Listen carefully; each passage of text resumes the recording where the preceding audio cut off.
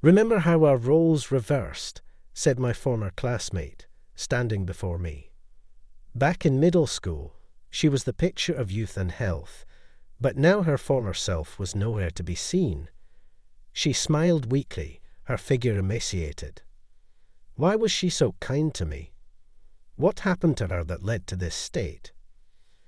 I invited her to a cafe to find out what had happened to her since we graduated from middle school. What she shared was a past so heartrending that even as a listener, I found myself on the verge of tears. "My name is Jason, just a regular male student. I wish I could say that, but it's not that simple. My family is just my mom. We're a single-parent household.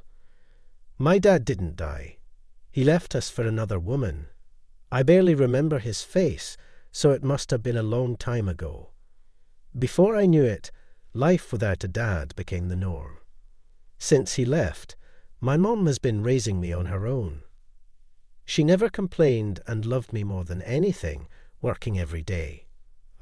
I wanted to repay her effort, so no matter how tough it got, I tried not to be a burden. But the harsh reality is that effort isn't always enough. If only it was just my dad who disappeared, but he took all our savings and bank bucks with him, probably to divert as much attention as possible to himself, likely for his mistress. Because of his selfish actions, we were really strapped for cash. Not just tight on money like other families, we lived in a dirt cheap apartment, usually having just one meal a day. It's not that we had nothing to eat, but we couldn't always have 3 full meals. This was when I was in middle school. My school didn't provide school meals. Lunch was always packed. But my mom worked from dawn till dusk and was too exhausted to even take a bath before falling asleep. There was no way she had time to make my lunch. Sure, she might have if I asked, but I couldn't bring myself to ask that of her. Working hard for my sake, but going without lunch during my growing years was hell. So I tried making lunch myself when she wasn't around. Minutes later, what sat in my lunchbox was as black as the darkest night. I thought it might suck me in if I touched it. Turns out I had 0 talent for cooking. My mom wasn't particularly fond of cooking, but could make decent meals. So I guess the one to blame is still my dad. I always brought a slice of bread with strawberry jam on it. Everyone else spread out lunches made by their parents or grandparents, chatting and enjoying their break. But I didn't belong there. Not because I was ostracized, but because their lunches were too dazzling. What everyone else had in their hands seemed unattainable for me. Watching them with envy, I felt incredibly small nibbling on bread. I couldn't stay in the classroom thinking, so I declined my friends' invitations and sought a place where I could be alone. My only companion was my bread. I had 2 options, the rooftop or behind the gym. Unfortunately, the rooftop was locked, so that was out of the question. It seems like hanging out on the rooftop during lunch is only a thing in TV drama series, so I decided to eat behind the gym. I could faintly hear the voices of students enjoying their break on the nearby playground, but no one ever came behind the gym. There I could savor my solitude, unseen by anyone. Until that day, I was late for lunch because of committee work. But my lunch was just a slice of bread, so it didn't take long to eat. I hurried to my usual spot behind the gym. There was someone already there. It was the first time I saw someone else here during lunch break, and it was a familiar female student. Her name was Sarah, a girl from my class. She was the daughter of the president of the Kensington group. In other words, super rich, but she wasn't snobby or arrogant. She was just a normal, kind girl to everyone. We got close, just exchanged greetings. There was Sarah, squatting in front of a drain behind the gym, doing something. What is she doing here? I wondered, and moved to where I could see her hands. She was holding a lunchbox. She had it tilted open. It looked like it would fall, and just as I thought that, it happened. "What a waste," I blurted out without thinking. Sarah flinched at my voice. She turned quickly and hid her lunch behind her. She must have been surprised, probably didn't realize I was watching from behind. As she stumbled over her words, I immediately approached her. "I'm terribly sorry for startling you, but are you not going to eat that lunch?" She was the daughter of a company president, so I spoke to her in the most dignified language I knew. How I hoped, if you're not going to eat it. May I have it, please?" I was famished from having gym class right before lunch. My stomach felt like it was stuck to my back. A slice of bread was too harsh for a growing middle school boy. Her lunch looked lavish, even from a distance, and the quantity seemed too much for a girl's lunch. If she was going to throw it away, I'd be grateful for even a half bite. Sarah was momentarily stunned by my eagerness. "Sure, you can have it." Maybe it was because of my refined language, but she agreed. "Really? May I truly have it?" I couldn't believe my ears and asked again. "Yeah, really," she said, and handed it to me. That's when I lost consciousness. When I came to, the lunchbox was empty, and the aroma of a tangy sauce lingered in my mouth. After finishing the meal, I thanked her. "You don't need to thank me. I didn't make it," Sarah said. "Did you forget your lunch today?" She peered into my face. No. Actually, I have bread, but that's all I have." Saying that, I took out clumsily sliced bread, just bread with strawberry jam. That's all. Her eyes widened with surprise as she asked, "That's not much for a boy, right? Are you on a diet?" Would someone on a diet devour someone else's lunch like a beast? I had never told anyone before, but I explained how my father disappeared and how my mother, working tirelessly, didn't have time to make lunch. Sarah listened silently until the end, then she spoke. "But, Chasen, you're amazing, making your lunch yourself. It even looks tasty," she complimented me. It might have been the first time someone other than my mother praised me, and I felt a sense of pride. As a thank you for sharing my story, Sarah began to talk about her own family. In summary, her stepmother wasn't her biological mother. Her real mother had passed away, and her current mother was her father's second wife. The stepmother was nice to Sarah in front of her father, but she was worse when he wasn't around. Even the lunchbox was part of that harassment. Despite knowing Sarah's small appetite, she packed it with too much food, including things Sarah disliked. If Sarah left anything, her stepmother would say, "How can you leave it when I work so hard to make this?" and would become hysterical. That's why she was trying to throw away the contents. I see. No wonder the quantity was so much.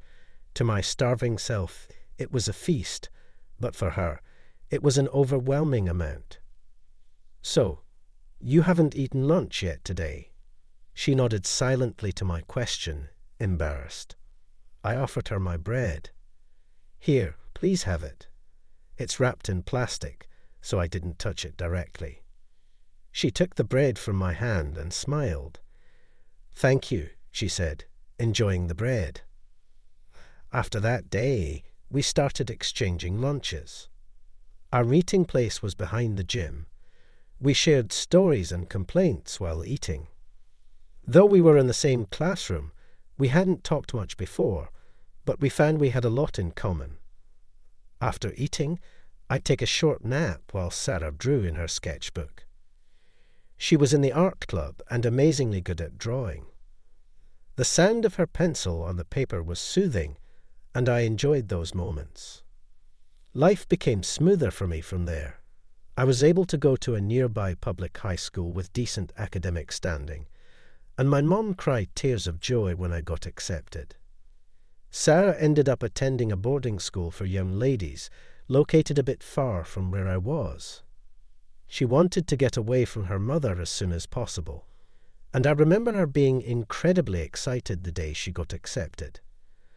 Her drawings are more aggressive than usual.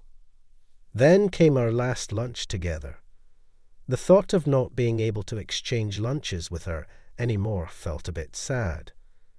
On her last day, Sarah was still drawing in her sketchbook.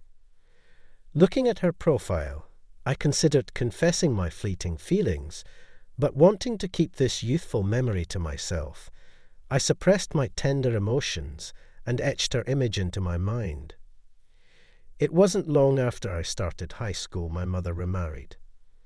My stepfather, in his first marriage, had been caring for his disabled parents and hadn't had the chance to meet someone until now. He wasn't exactly handsome, but he was sincere and kind, a good match for my mother.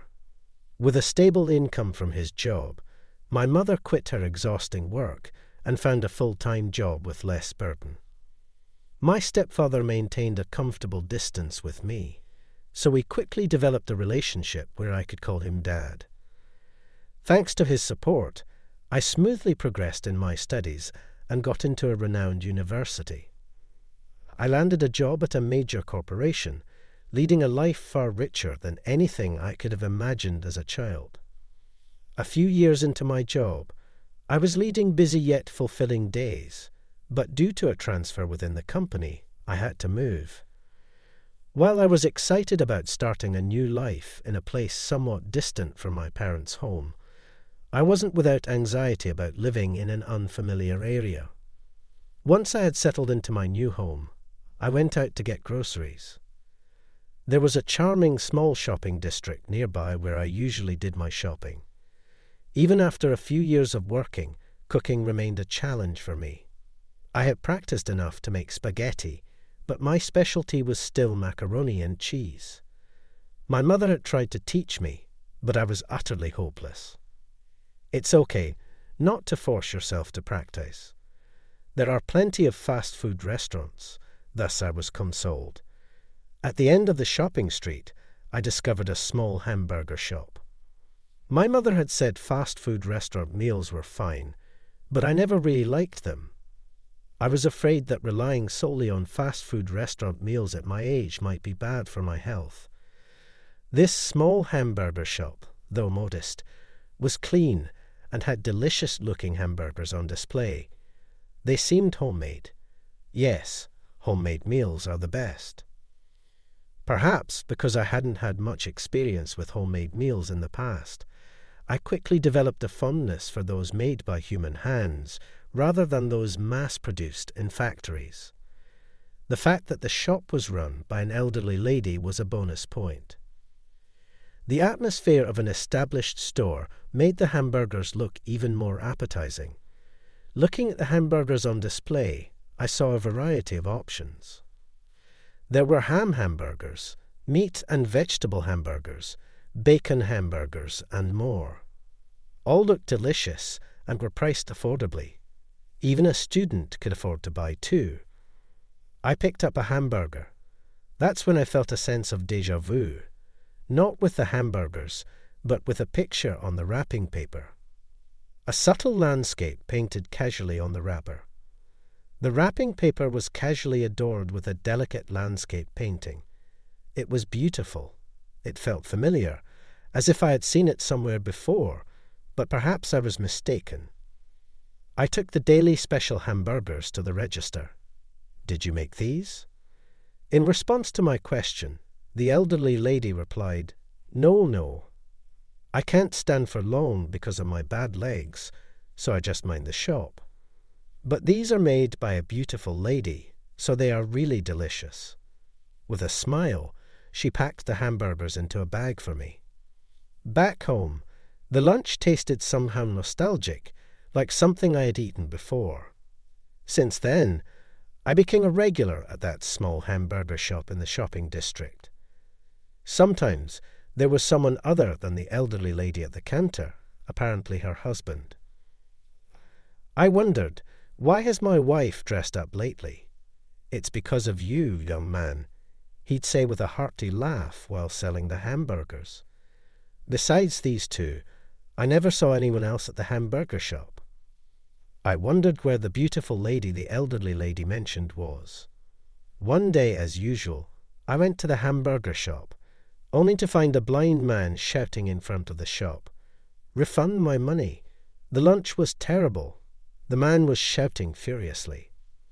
The person apologizing to the man was neither the usual elderly lady nor her husband. It was a slender woman I had never seen before. Behind her, the husband was saying, "Bad? Maybe you have something wrong with your taste buds, not our lunch."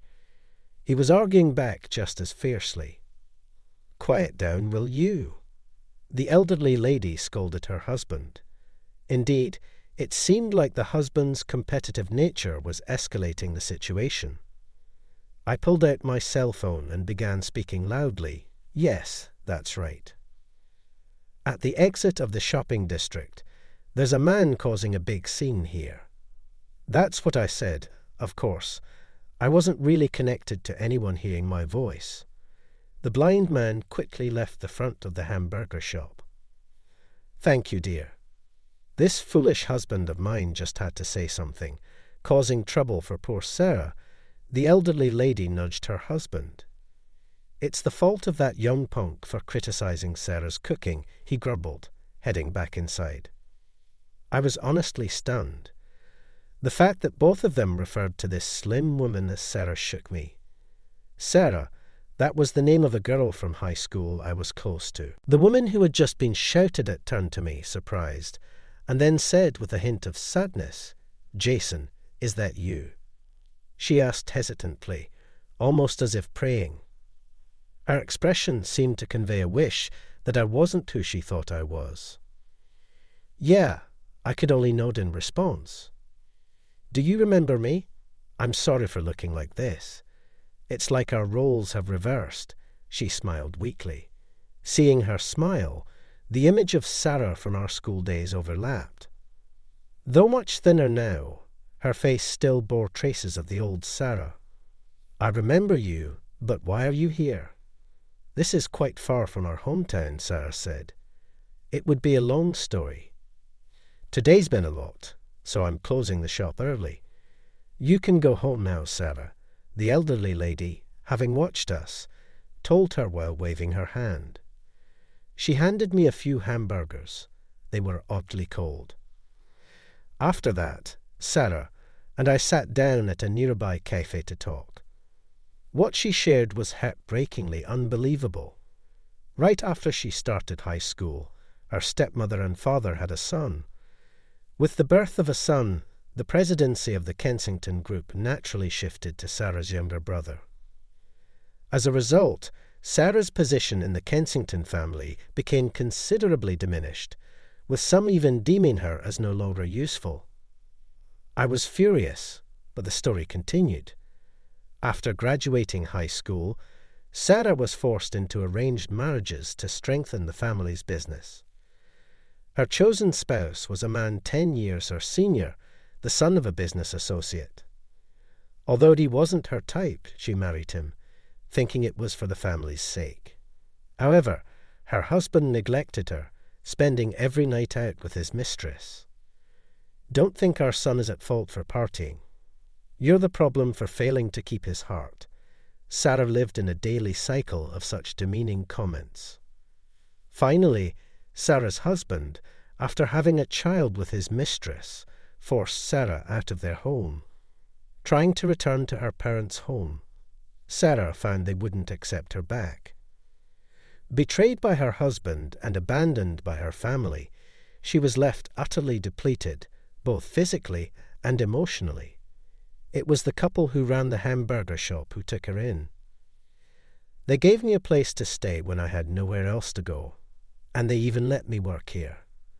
"They are really kind people," Sarah said, tears streaming down her face. Back then, she was an enviable, sparkling figure admired by everyone. Sarah was loved by all, treating everyone equally regardless of gender. I was appalled to learn that such a person had her educational opportunities taken away due to outdated values and had her life crushed by her husband and family. I'm really left with nothing. I feel completely empty, she said. I wanted to do something for her. After all, I still hadn't repaid the kindness I received from Sarah behind the gymnasium. Hey, Sarah, I've got something I want to discuss with you. I had a proposal for her. The major company I joined was a design firm founded by my stepfather. I was in charge of the media content department there.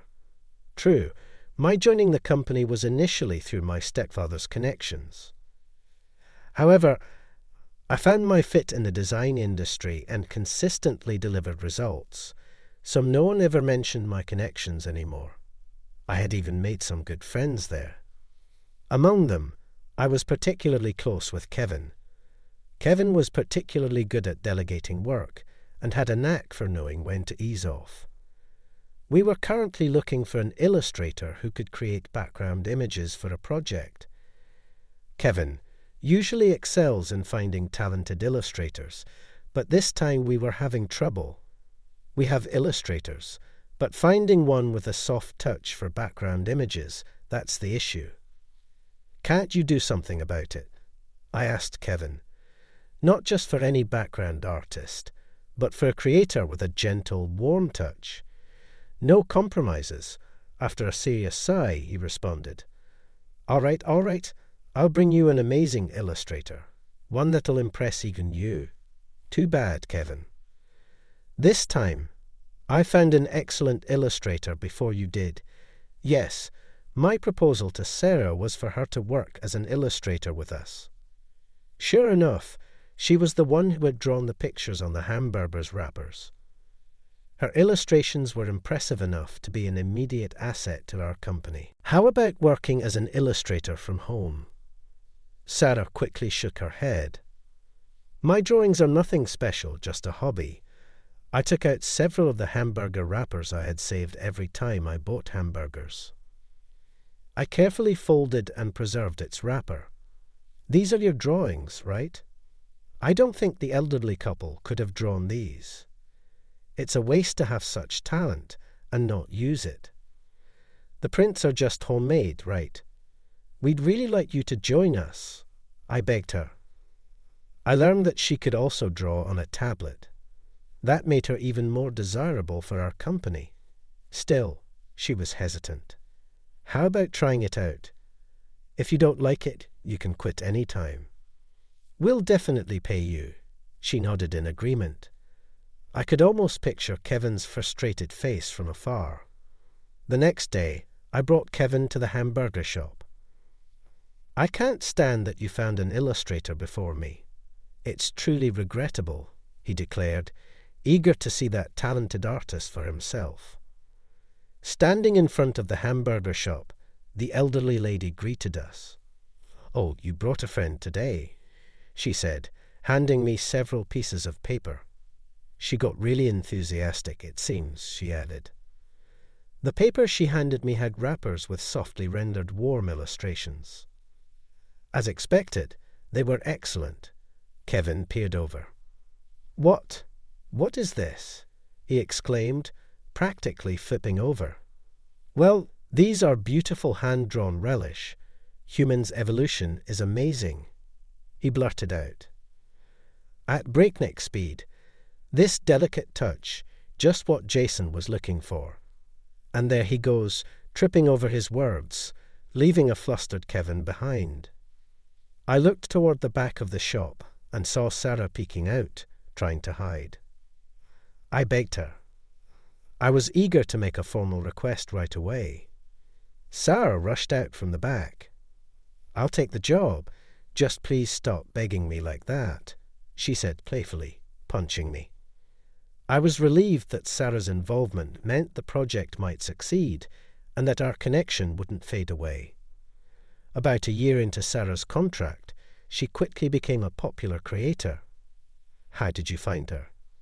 You must have used up all your luck for the rest of your life, Kevin would say enviously, almost every day. But now I even found his jealousy comforting.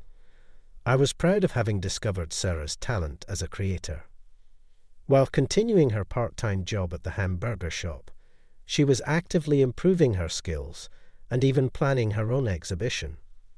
Apparently, Sarah's ex-husband started trying to get in touch with her, despite her smoothly sailing life. Ironically, it turned out the child he had with his mistress wasn't his. Serves him right after mistreating Sarah and driving her away. He was reportedly cut off from transactions with the Kensington Group. This was due to Sarah's father being furious over the excessively cold treatment she received. Consequently, he lost credibility in his industry, and his business rapidly deteriorated. The ex-husband, now thinking that reconciling with Sarah might mend ties with the Kensington family, had recently been stalking her. When Sarah consulted me about her ex, I switched to remote work. Additionally, I started working from a corner of the hamburger shop. As expected, her ex-husband showed up there. During a meeting, I heard arguing downstairs. "Come back. I'll give you a better life than this lousy hamburger shop." That must be the ex-husband's vile voice. "Stop it. Let go." Sarah's voice reached the second floor. I expected the hamburger shop's husband to come yelling any moment, but his voice never came, nor did the elderly lady's. After a moment of thought, I remembered, that's right, both the elderly couple were at the hospital today, leaving Sarah alone in the shop. I hurried downstairs. A shabby-looking man was grabbing Sarah's arm, trying to drag her away. I immediately intervened. "Who the hell are you?" "Outsider, Shinbutun." "Outsider, that's rude," I said, handing him my business card. "I'm Jason, Sarah's fiancé." I introduced myself. Seeing my business card, her ex-husband's face turned pale. In the past few years, I had been recognized for my achievements and had become the executive vice president of the company. Moreover, my stepfather's company had grown significantly, now even appearing in TV commercials. "I've consulted our company's legal advisor about you. If you turn around now and never show up in front of us again, we can let this stalking incident slide." After I gently explained, the ex-husband grumbled and then ran off. Sarah was initially surprised to learn that her father had influenced her ex-husband's downfall in the industry. She had thought it was her father who hadn't allowed her to return home. However, due to the recent stalking incident by her ex-husband, Sarah had an opportunity to talk with her family. There, she learned that it was her stepmother who had refused to let her return home. The stepmother had made this decision on her own and reported it to Sarah's father in a way that suited her. I apologized to Sarah for pretending to be her fiancé to get rid of her ex-husband. It actually helped. "I knew you were just trying to defuse the situation," she said, smiling brightly like she used to in our student days. Seeing that smile, I decided and took Sarah's hand. "I want to be your fiancé for real. I've liked you since middle school. I want to be with you, with marriage in mind," I confessed right in front of the hamburger shop. Our wedding day was blessed with clear skies. The only guests were my parents and Sarah's father. Although it was a small ceremony attended only by the elderly couple who run the hamburger shop, it was a lovely occasion filled with smiles throughout. During the ceremony, Sarah and her father had a moment to talk alone, seemingly resolving their past conflicts. Her father was unaware of the stepmother's cold treatment towards Sarah. Upon learning the truth, he immediately made a phone call. "I'm sorry for all the hardship you've endured for so long. I can't divorce her, but I will leave that house and live separately. I'm sorry for making you feel lonely." Saying this, Sarah's father apologized to her, tears welling up in his eyes. Sarah was surprised to see her father's tears. For the first time, men cry too, you know. Praised him for realizing his mistake, Sarah, the hamburger shop owner said, concluding the ceremony. My mother and stepfather continue to have a great relationship. I want to build a family using these two as a role model. Living happily ever after with Sarah is my ideal. To live happily together, creating our own intimate memories. What a bright and beautiful future it seems. Maybe when we're older, we can run a hamburger shop like that elderly couple.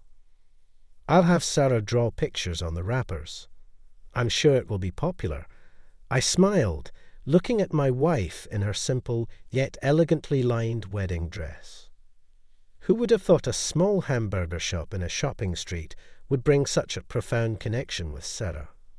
Suddenly, my wife's profile overlapped with the one I used to secretly admire in middle school. When I mentioned this to her, she said, "Actually, back then, I secretly drew you," as she smiled shyly. I felt an overwhelming love for her and wished for her happiness to last forever.